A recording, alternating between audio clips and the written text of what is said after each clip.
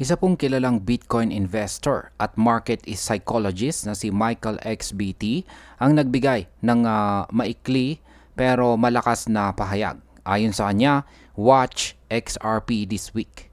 Wala pong karagdagang detalye ang kanyang ibinigay pero sapat na ito para magdulot ng ingay sa market dahil kilala si Ginoong Michael sa kanyang mga accurate predictions noon pa.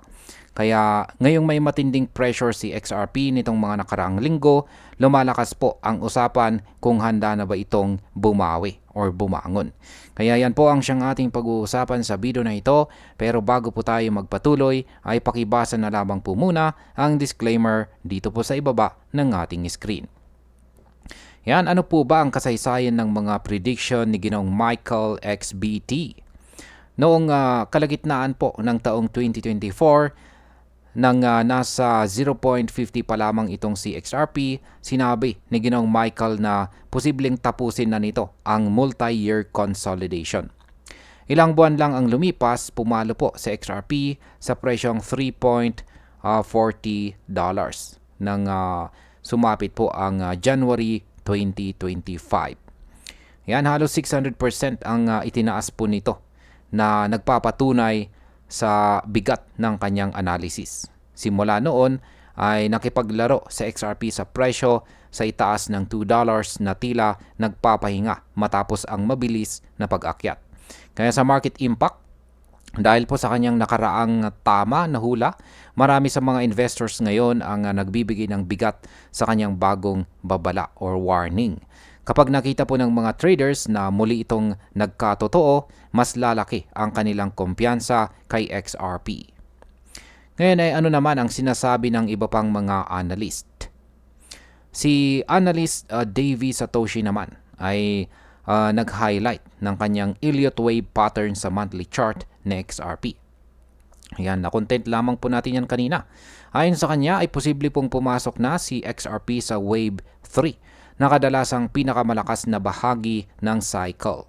Samantala, si Dark Defender naman ay naniniwala na tapos na si XRP sa kanyang corrective wave 4 at posibleng umakyat hanggang $4.50 basta't hindi ito babagsak sa ilalim ng $2.85 na support. Kaya sa market impact, kapag nag-hold or hindi po nabasag ang $2.85 na support, mas lalakas po ang loob ng market na magdagdag ng positions. Ito po ay pwedeng magtulak sa mas mabilis na pag-akyat ng presyo. Yan, dito naman tayo sa mga technical indicators. Ano naman ang sinasabi ng mga ito?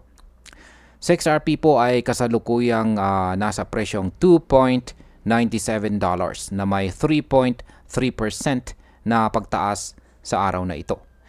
Ang analyst naman na si Egrag ay tumingin sa kanyang position sa itaas ng 21-day exponential moving average. Para sa kanya, malinaw itong senyales ng lakas.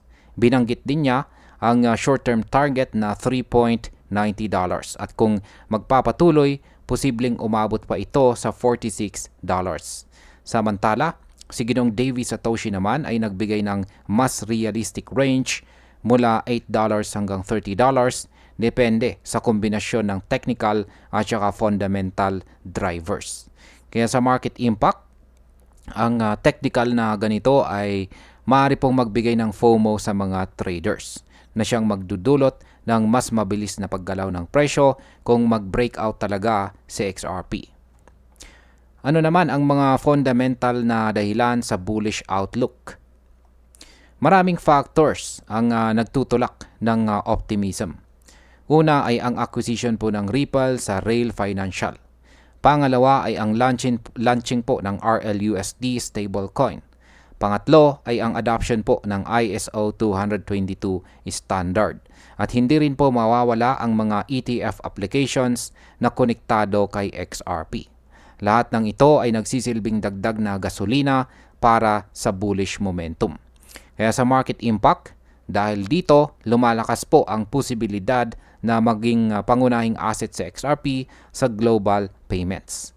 Posibleng ito rin ang mag-udyok ng institutional interest. Ano naman ang papel ng mga whales at saka AI forecast? Ayan, ayon po Sa analyst na si Ripple Van Winkle, yan, Ripple Van Winkle, may malalaking whales na nag-accumulate ng XRP tuwing bumababa ito sa ilalim ng $2.70. Ibig pong sabihin ay tinitignan nilang matibay na support level ito.